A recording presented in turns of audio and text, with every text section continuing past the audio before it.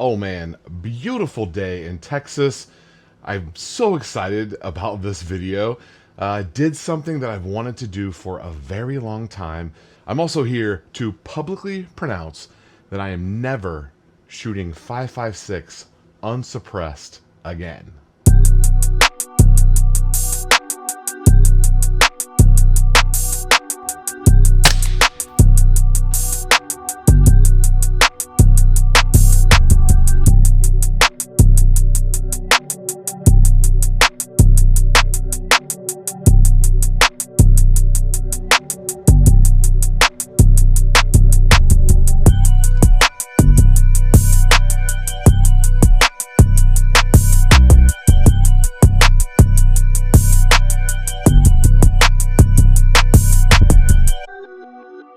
So lots to go over here in this video. We're gonna jump right in. This was the 5.56 test gun. It's recently had some upgrades like the Bri handguard, which is spray painted, and this cool camo pattern was also spray painted, done by me about 10 or 12 years ago, long time ago, but we've upgraded some things. We've got our goon beam up front there with a little pressure pad, works pretty well. I do like the Bri handguard, very much like that. Bri charging handle, the sledgehammer is in there. Of course, a dye-free company. Grip, you know, and this one has a Geisley trigger in there now, which, is that a Geisley trigger? What trigger is even in there? I'm gonna have to go back and look. I thought that was a Geisley trigger in there, but it's not. It's a drop-in trigger. So I forgot what trigger we put in here. But it does have a drop-in cassette trigger, which performed very nicely. Got a good, clean two-stage trigger with a nice, clean, easy break. Really enjoyed that. Traditionally, I would not put a two-stage trigger on a gun like this, but it worked pretty well. Just the other day, we put this Bri. This is the 3QD muzzle brake. It's called the Bri Lock. Very much like this. In fact, after shooting this the other day, I've already emailed my friends at Bri and said I need 10 or 12 more of those in 1/2x28 because every AR is gonna get a Bri Lock now. I can take my suppressor with the Bri hub, swap that around to no matter what 5.56 gun. Because I'm publicly stating right now, I'm never shooting 5.56 again unless it's suppressed. Totally different experience, and a lot of that just has to do with the EKRON here from Stealth Additive, SAW, Stealth Additive Works. More about the suppressor here in just a second, but absolute game changer performance from a 5.56. I've got groups to show you. We also tested this new self-defense ammo from Velocitas. This is the 223. It's a 60 grain, solid copper. It's got the little slits in it, high performing. This is like the self-defense ammo, or you could hunt with it too, I would imagine. But this is the ammo to have in your home defense gun or whatever setup you've got going for that. This is the good stuff. You're going to want to try some. More about them coming up as well. So, of course, 5.56 is not harsh shooting. It's a little loud, but the recoil impulse is not bad. And over the years, I've had several guns that I really appreciate the impulse of that recoil. I know that some of them are better than others. If you've got that mil-spec buffer spring situation, totally fine. You can make some improvements to that. You can get a better spring. You can kind of tune your weights a little bit, or you can do the captured buffers, things like that. It used to be that all we did was AR-15 builds and some 9mm, Glock clone things. That used to be almost all we did. And then here in the last 2 years, 3 years with 8.6 Blackout, but we've started adding some other calibers, Grendel and 6 ARC and 338 ARC and of course 8.6 Blackout. We do a little bit of 6.5 Creedmoor, a little bit of 308, but mostly the channel was based on building AR-15s, and that's just kind of changed the last couple of years. I don't really need any more AR-15s. I kind of probably could afford to get rid of a few AR-15s, but such a fun gun and so many possibilities with it. The 5.56 though has kind of always been one of the things that you have to have 5.56. So ignore all of this if you're just on your first AR-15 or if you're just getting into AR-15s. get that going first. You want to make sure you have a couple of AR-15s. Have a fun one. Have one that's a home defense. Maybe do a shorter barrel on one. Maybe do a longer barrel on one. You should definitely have all that sorted before you worry about some of the other calibers. And that's kind of where I was. I just kind of navigated to some of the new calibers. I chased a couple of trends here and there and had a great time doing it. But the 5.56 I just never loved it.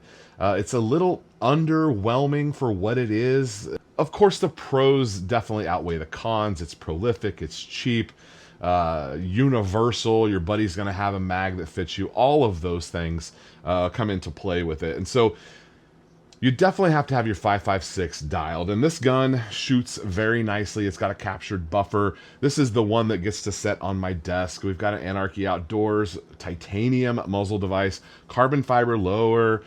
Guns like this is what we built. This one also actually has a Bri Warhammer elf trigger on there as well. So building guns like this has been fun. I just kind of quit doing it because we had so many 5.56s and I didn't really love the 5.56 round. And since I've been doing so much subsonic shooting recently with 8.6 and all these beautiful soft shooting, fun to shoot rounds where you just want to keep pulling the trigger over and over again, the 5.56 has kind of fallen away. Well, that's where Bri and where Stealth Additive comes into play. This is the EKRON suppressor. It's a fully printed titanium suppressor. The prices on these are great. They are a relatively new company, and that's one of the main problems with them here right now is I can't send you somewhere to go get one of these. Okay, first time shooting suppressed. This is the 5.56 EKRON, shooting a 223 rim, 75 grain boat tail hollow point.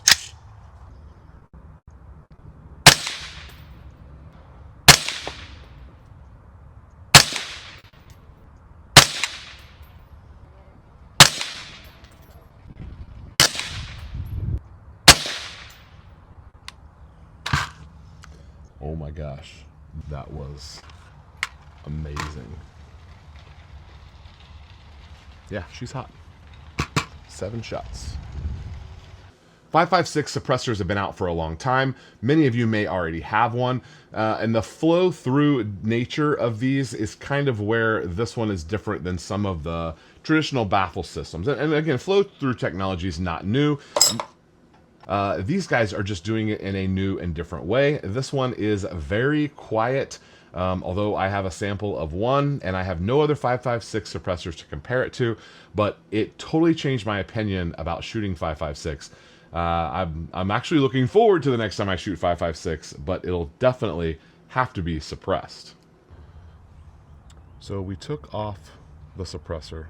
The 20 shots or so I've taken so far with this could definitely change my mind. That was really enjoyable.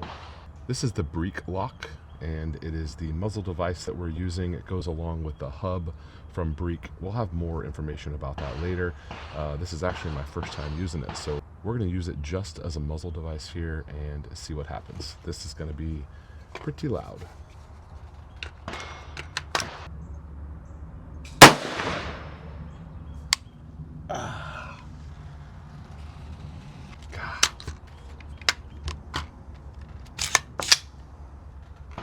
Miserable. I don't have high-end microphone equipment that actually is able to tell the difference in levels. All of the sounds are kind of leveled out a little bit here, but you can definitely tell a difference suppressed versus unsuppressed, of course. And you can also see just how the recoil just kind of pops a little bit. Really great shooting experience.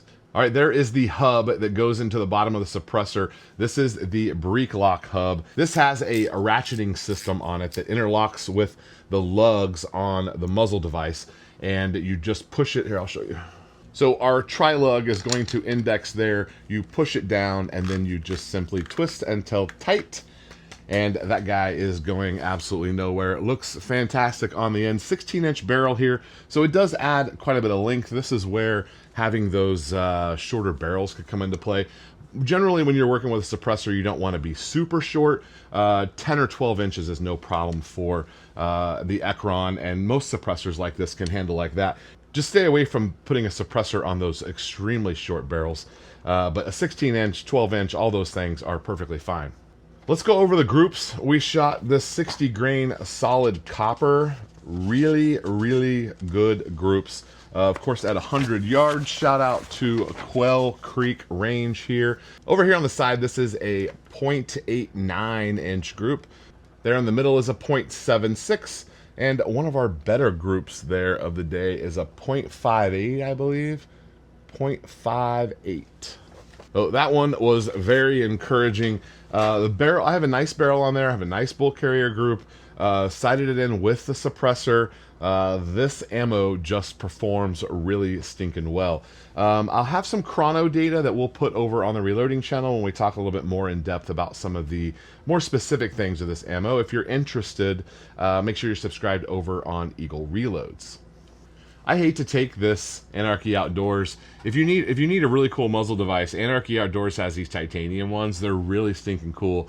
Very lightweight. Of course, they look good. They perform really well.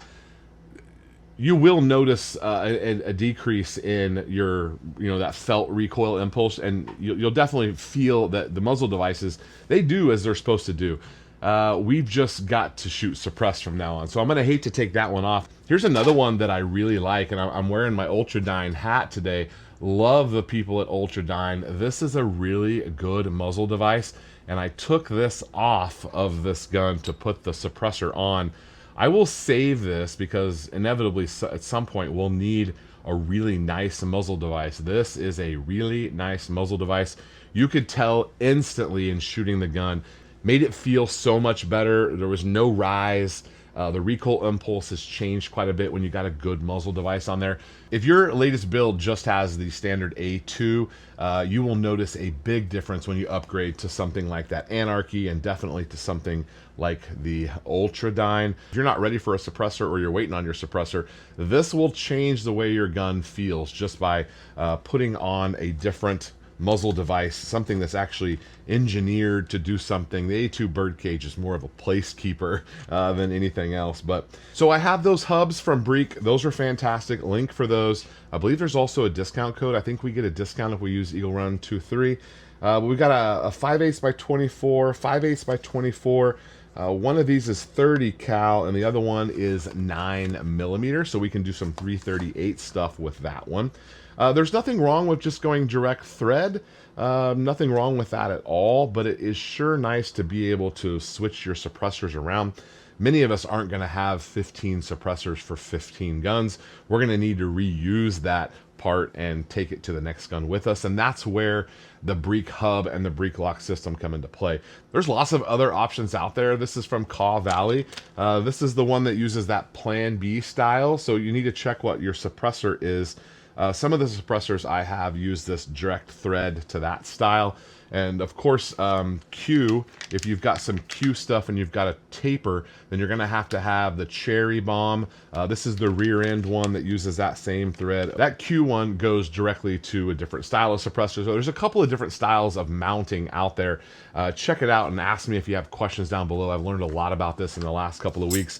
I was very anxious to be able to share some of this because I wanted to make sure I knew how to do it, and I think I've pretty much got some of everything. This is what your hub screws into. This is a relatively standard measurement that I've seen with a lot of different suppressors. This one here being the Dead Air Primal, very first suppressor I got. This one actually took 13 months to get approval. It took over a year. Man, times have changed because these suppressors that came in here just the other day, they took like 2 days to get approved, which is phenomenal. Thank you, ATF, for getting our rights to us even quicker. Maybe someday they can change the law on that and we can just have suppressors off the shelf. That would be great. All right, so I showed you some phenomenal groups. I showed you some new ammo from Velocitas. One more note about them. Their website is, they're a very new company, and their website is not really up and running very well.